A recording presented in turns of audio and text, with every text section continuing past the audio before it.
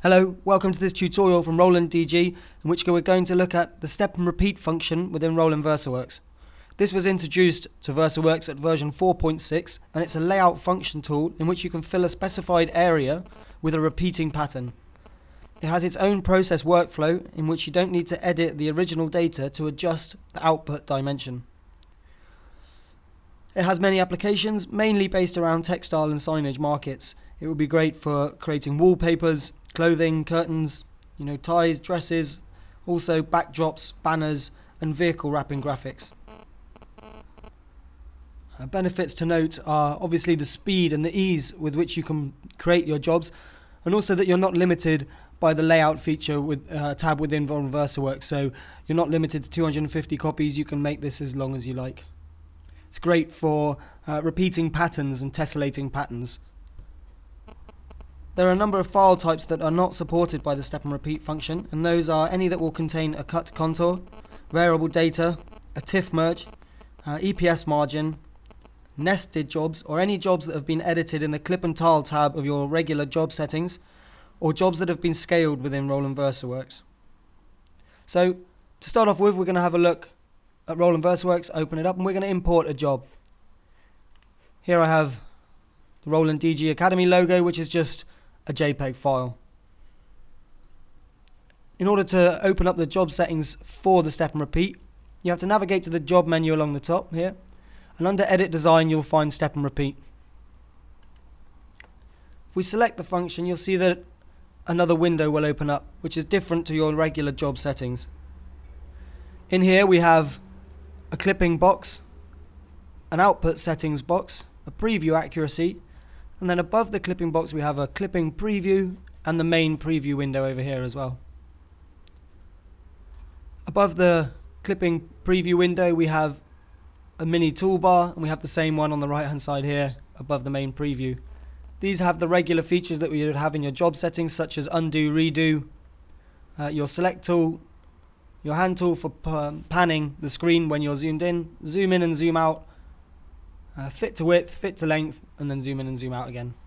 Over here we also have a show grid tool for the main preview. So if you wish to clip the image that you've brought in, you can use this window here or the clipping box below. You can either drag from the edges or from the corners to clip a certain area of the image, or you can use a specific size by width and height. If you choose a specific size, let's just say for example 200 by 200 millimeters, you can then choose an offset here in the X and Y direction.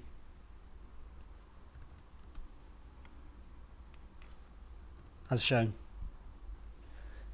If not though, you can reset the image, as we have the whole logo within our screen here and we want to use the whole logo for this example. In the output settings here, you can choose the width and the height for the final output that you require. Now the width you can either take from the media width that you would read in your normal job settings. So you can set up another job, hit get media width within the layout tab of your job settings and take that value so you have the maximum printable width, or you choose the width of your required output. So if for example we required an output of 1.2 meters, we could put in 1200, and for the height we choose how long we wish this print to be, and this could be any value, so let's say 3 meters. If I press enter, you'll see that the screen has automatically filled and tiled the space with our chosen image. We can then again choose to offset, so we can move the tiles along in the X and Y direction.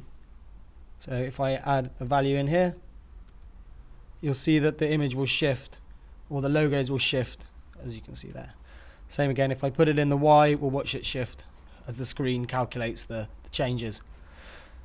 We can also change the stepping type.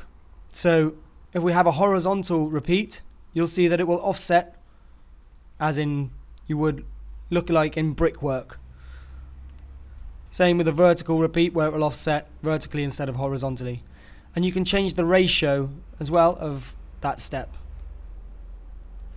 Under the preview accuracy, you can change it, but as a default it's at low quality to save on time.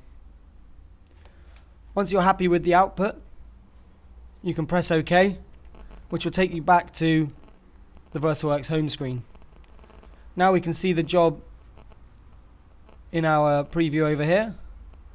And you'll also see notice there's a small symbol next to the job in the queue which shows that it's been taken through the step and repeat procedure.